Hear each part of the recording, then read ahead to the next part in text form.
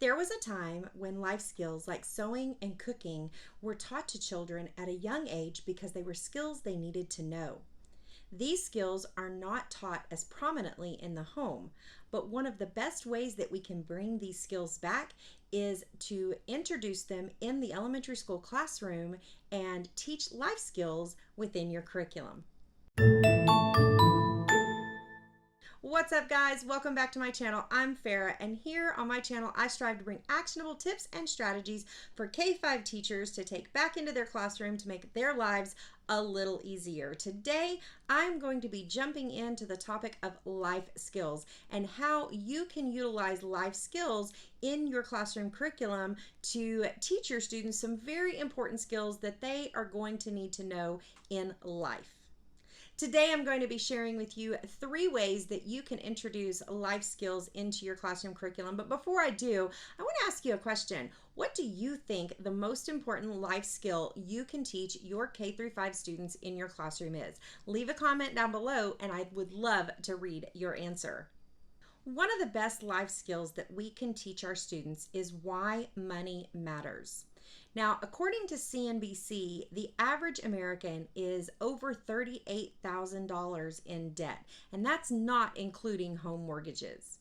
One way that we can help to eliminate this in the future for our students is to teach them the value of money management.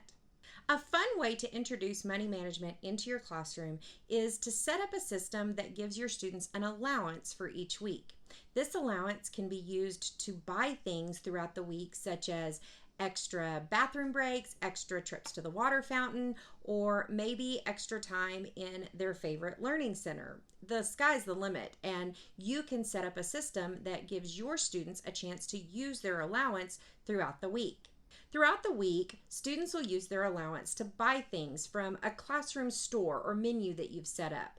Then, at the end of the week, whatever they have left over is then put into a student savings account. This is a great way to teach your students to save their money for things they may be saving up for that they really, really want.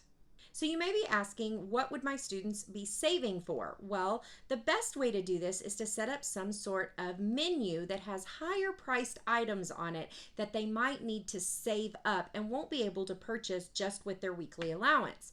These things can be like getting out of homework or an extra, time on the playground or extra free time in the classroom.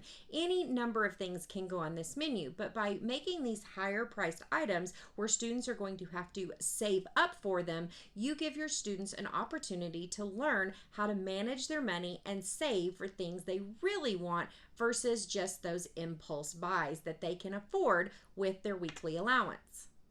Another great way to use the money management system is to set up a system for fines for things like inappropriate behavior or missed homework. These are things that you can set up where you fine your students if they commit any of these infractions. This is very similar to the way real life works when we as adults might find ourselves in a situation where we've done something we weren't supposed to, or we didn't get something in on time at work, or maybe we showed up late. We are often penalized in some sort of monetary fashion, and by setting up this example for your students in their classroom, this is going to explain to them how these things are going to work in the future when they become adults. So you need to set up a system that is going to fine them for different things, and you set the amount that they're going to be fined. It's completely up to you. Another skill that seems to be lacking in our world is the skill of responsibility. Now, this could be for anything from a student's behavior or all the way up through their possessions. This skill is extremely important for our students to learn so that they are successful as adults in life. One way to set up a responsibility flow in your classroom is to set up jobs, classroom jobs. Now, these classroom jobs do not have to be overly intense or stressful. They can be simple things that you have your students become responsible for within the classroom. There are plenty of jobs that you could have within your classroom, and not everyone needs a job every single day. One of the things I love to do was rotate my jobs throughout the week so that only a certain number of students were getting that extra responsibility during the week, and it really allowed me to focus on how they were performing their job. Tying this into the money management system that I mentioned earlier, you could pay your students for their job during that week and set up a system of a salary that they're getting based on whatever the job is. And remember, students need to rotate through all of the different jobs. Some examples of jobs that you might use in your classroom are changing the date on the calendar, or erasing the board, or getting centers back into where they need to be. Something as simple as sharpening pencils, or doing a sweep through the classroom at the end of the day to make sure nothing is on the floor. There are so many different jobs that you could come up with, and again, by utilizing jobs in your classroom and teaching that responsibility, your students are learning a vital life skill. Now, another way that you can teach responsibility is within the student's own possessions. So one of the things that I love to do with my students is I created what was called our desk fairy. And the students had their possessions, whether they were in their desk or a book box or wherever they kept their supplies and their folders or their homework and things like that. And we had a desk fairy that would occasionally spring in and check up on whether or not they were taking care of their devices or their supplies, and I would make sure that if they were, there was some sort of reward that the desk fairy would leave. I tied this into my money management again so that students could earn those rewards monetarily and then keep up with how much they had earned. This was not a set amount. This was an amount based on the desk fairy's discretion, so you can use that in your classroom as well. In addition to money management and responsibility, there are some basic home skills that you can teach in your classroom as well.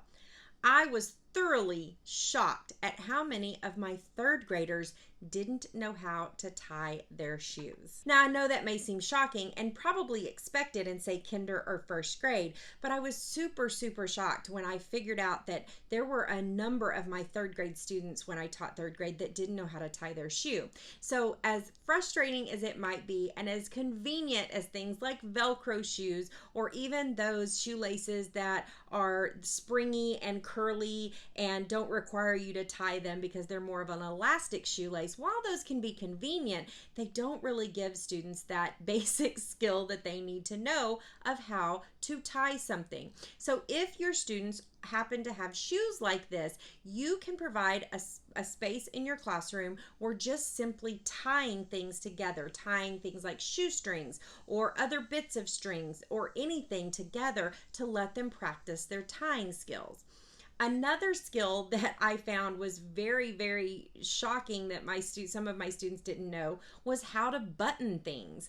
They didn't truly understand how to use buttons. This is something that you can also set up in your classroom where your students are having to button things. Maybe it is specific folders that you purchase that have buttons on them, or pouches that have buttons on them. Any way for you to weave this in to your classroom curriculum. Now, I do realize that with older students, you might need to be a little tricky on how you get this in so that they don't necessarily feel like they're learning baby skills, but you definitely can do it. They are definitely vital skills you need to include in your classroom curriculum. While knowing how to sew is definitely a dying art today, I would argue that the biggest one that I see that is dying off is the ability to cook. With the invention of services like Uber Eats or DoorDash, so many students are not having to learn how to cook because they have food right at their fingertips with just the press of a button. It seems like gone are the days of standing on a stool in the kitchen with our mom or our grandmother learning how to make that family recipe. So one way that you as a teacher can help is by passing some of those skills down to your students that your mom or your grandmother taught you. You can take the time to bring a little science and cooking into your classroom and teach your students things about fractions and measurement by cooking with them to make a batch of cookies or maybe a cake, or maybe you are just making tacos. There are any number of ways that you can bring cooking into the classroom, share your family recipe with your students, and teach them a vital skill that is definitely going to keep them a little bit healthier during college. Teaching life skills is truly important at any age for students.